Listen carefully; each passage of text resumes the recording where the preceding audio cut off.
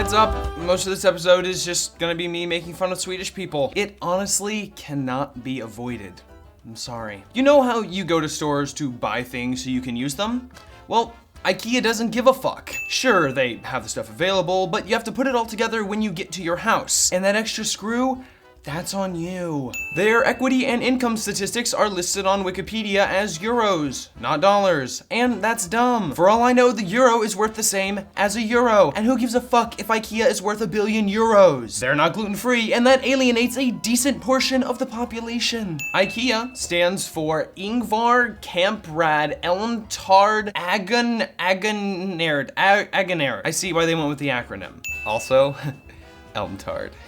The company is controlled by several foundations over in the Netherlands, Luxembourg, and Liechtenstein. Sit on them for making up a country to skip on their taxes. The world's largest IKEA is located in South Korea.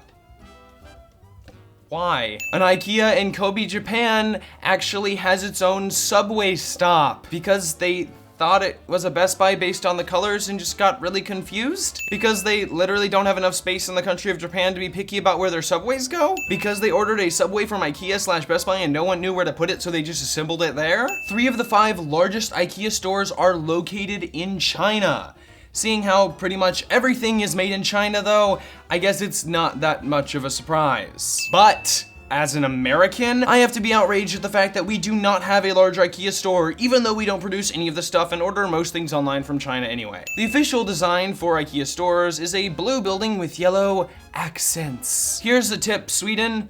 Yellow is never an accent color. Yellow is the color of bees and pus. Yellow is the color of emojis. Yellow is the color of cowardice. Yellow is the color of cirrhosis of the liver. It doesn't accent anything. It's just gross. And it's about time you learned that. What's the first thing you think of when you hear massive furniture warehouse? If that thing is Swedish meatballs, you got it. Seriously, every IKEA has a restaurant that serves Swedish classics like meatballs, cream sauce, and lingonberry jam. Cream sauce is the most vague and terrifying of food names and should be avoided at all costs. And it's probably expensive as fuck because IKEA.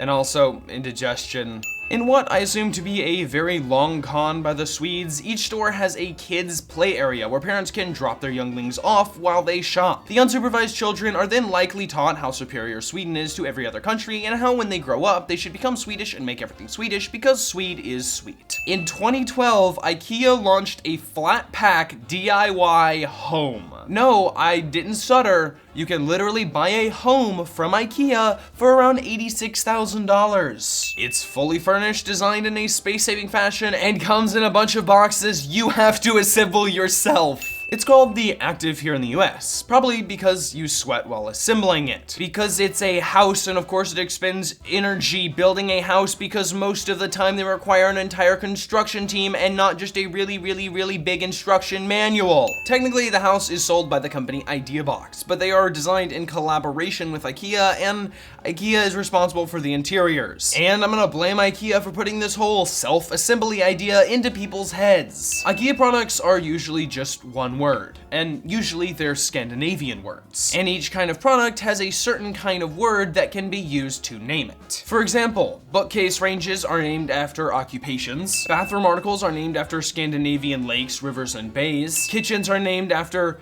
get this, grammatical terms, garden furniture is named after Swedish islands, fabrics are given women's names, and I could keep going. But I'm not going to because I don't want to kill myself. The IKEA catalog, where all of these items are named, accounts for 70% of the company's marketing budget. 70% of the marketing budget for this show is $3. I don't know how we use it or where the other 60 cents goes, but the point is, that's a lot of money to spend on a catalog. In order to take all the pictures they need of Lucille, and Carpenter, IKEA owns and operates the largest photo studio in Northern Europe. That's right, the largest photo studio in Northern Europe just takes pictures of furniture. Like fucking chairs, beds, sure.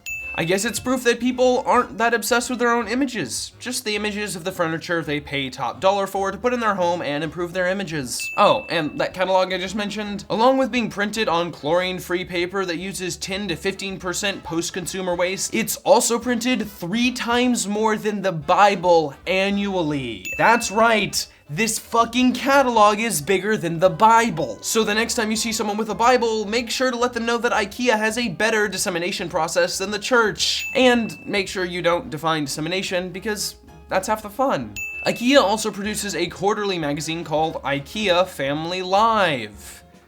I'm not sure if it's a language barrier or if they're super interested in getting the information out there ASAP, but there's no word on the chlorine or post-consumer waste content of those bad boys. Ingvar Kamprad, the founder, resigned from the board in 2013 after 70 successful years running the company. As soon as he left, his son restructured the company, and since then there have been some curious pre-tax payouts to a new mysterious company that goes by the name of II Holding, like 328 million euros worth of payouts. And The Economist is pretty fucking sure that II Holding is controlled by the Kamprad family. And finally, the company that makes you buy products that you have to assemble at home by following directions to the T is avoiding its taxes.